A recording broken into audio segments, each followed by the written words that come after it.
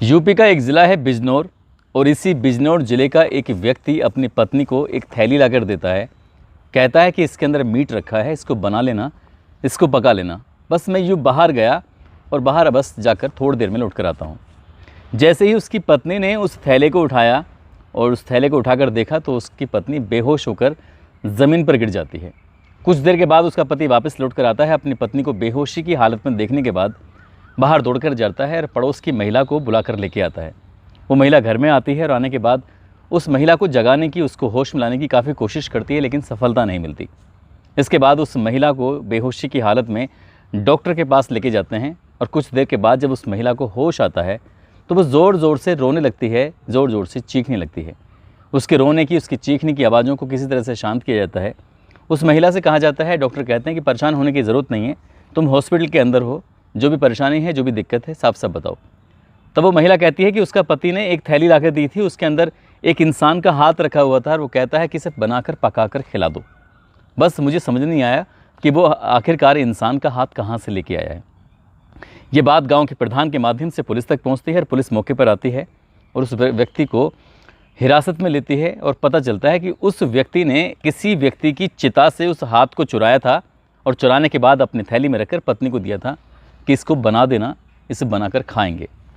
संजीव त्यागी यहाँ के एसपी होते हैं, इसे गिरफ्तार करके जेल भेज देते हैं। जब ये घटना लोगों को पता चलती है तो लोगों को यकीन नहीं होता कि कोई भी इंसान क्या इतने पागलपन की हद तक काम कर सकता है। मगर आज की जो सच्ची घटना मैं आपको सुनाने जा रहा हूँ, इस सच्ची घटना को और सुनने के बाद शायद आपको भी लगेगा कि इस दुनिया में कैसी कैसी प्रवृत्ति के लोग रहते हैं। इस कहानी को सुनने के बाद आपके भी रोंगटे खड़े हो जाएंगे, आप भी सोचने पर मजबूर हो जाएंगे, आप भी सन्न रह जाएंगे। आदाब, नमस्कार, सत श्री अकाल। मैं उस्मान सैफ़ी। आज की जो सच्ची घटना मैं आपको सुनाने जा रहा हूँ, ये सच्ची घटना है अरब गणराज्य का एक देश है मिस्र और इसी का एक प्रांत लगता है ऐश सारकिया। दरअसल बात कर रहा हूँ 29 अप्रैल 2023 की शाम का ये वक्त हो रहा था और इस घर में एक महिला और उसका 5 साल का एक बेटा हुआ करता था। इस बेटे का चाचा घर में आया हुआ था, उसके लिए कुछ चॉकलेट, कुछ सामान लेकर, और जैसे उसने आवाज़ लगानी शुरू की कि यूसुफ यूसुफ तुम कहाँ हो, तो यूसुफ की कोई आवाज़ वापस लौट कर नहीं आ रही थी। तभी उसने बाल्टी में देखा तो बाल्टी में पानी गर्म था और गर्म पानी के अंदर इंसान के कुछ शरीर के टुकड़े रखे हुए थे, मीट के टुकड़े रखे हुए थे। और जैसे वो उसने जाकर नज़दीक से देखने की कोशिश की तो एक बच्चे के शरीर के अलग अलग हिस्सों के पीस थे, टुकड़े थे। बस ये देखने के बाद उसने ज़रा सी ही देर लगाई ये समझने में कि ये किसी बच्चे का शरीर है, उसकी लाश है, उसके टुकड़े हैं। और उसने इधर घर में इधर उधर देखने की कोशिश की तो वो महिला आराम से बैठकर खाना खा रही है।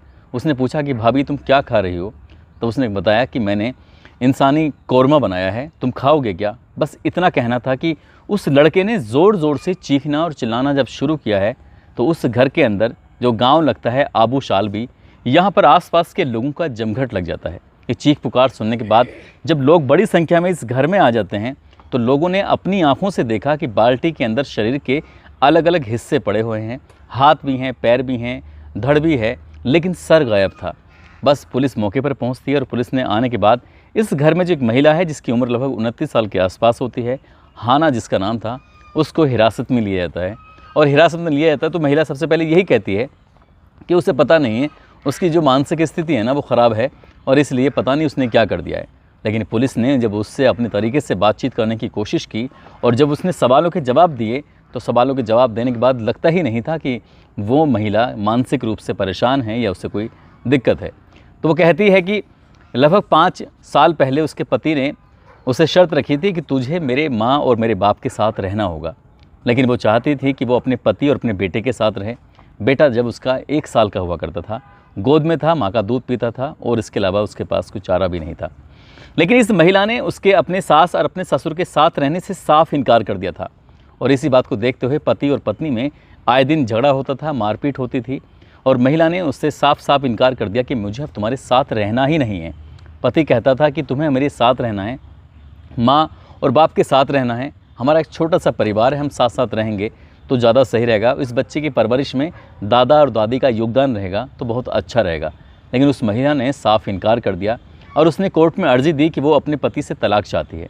जैसे तलाक की अर्जी दी गई, कुछ दिन के बाद तलाक तो हो जाता है, लेकिन बात आती है बच्चे की कस्टडी की और बच्चे की कस्टडी को लेने के बाद जब उस बच्चे का पिता होता है तो वो भी कहता है कि मुझे मेरा बच्चा चाहिए, और माँ भी बच्चे को लेकर लगातार कोशिश कर रही थी कि उसे वही बच्चा चाहिए था।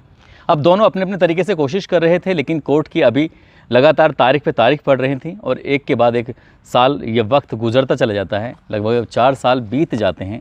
तो 4 साल बीतने के बाद इसी बीच में जो इस बच्चे का पिता होता है तो अपने बच्चे को कभी कपड़े लाता था, तो कभी उसके लिए किताबें लेके आया करता था, तो कभी उसके लिए खाने पीने की चीज़ें लेके आया करता था। और उस बच्चे का अपने पिता से लगातार लगाव बढ़ रहा था।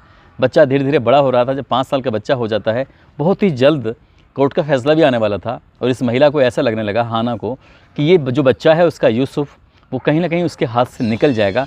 अब कोर्ट इसके पक्ष में फ़ैसला दे देगा, क्योंकि बच्चा भी अपने माँ से कम और पिता से ज़्यादा लगाव रखता है।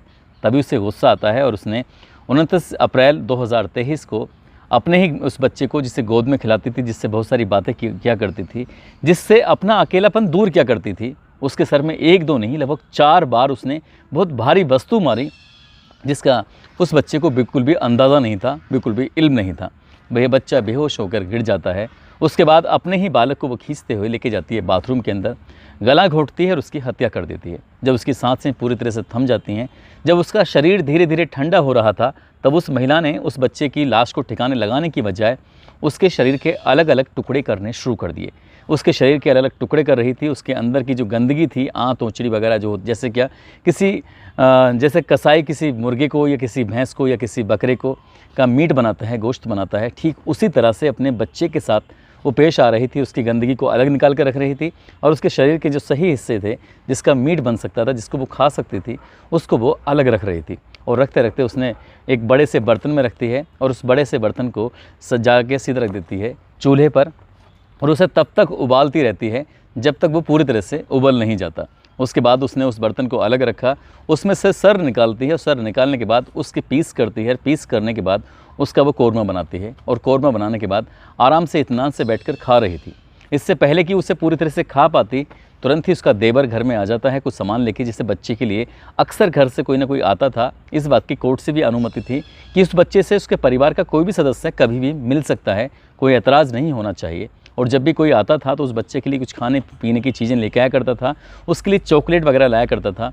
लेकिन इस महिला ने उसको बड़े बेरहमी से मार कर उसका जो सर था उसको कौरमा बनाकर उसको खाना शुरू कर दिया। और जब उसका देवर आता है तो अपने ही भतीजे को देखकर, उस हालत में देखकर, उसके बाकी के हिस्से को पानी में उबला हुआ देखकर उसकी चीखें निकल जाती हैं। और चीख निकलने के बाद जब पुलिस इसको गिरफ्तार करके लेके जाती है तो ये कहती है कि मैं पागल हो चुकी हूँ और मुझे पूरा भरोसा है कि कोर्ट मेरे बच्चे को मुझे नहीं देगा, बल्कि अपने इसके पिता को देगा, और मैं अपने बच्चे को अपने सीने से बिल्कुल भी अलग नहीं करना चाहती थी, और इसी पागलपन में मैंने अपने बच्चे की हत्या कर दी है।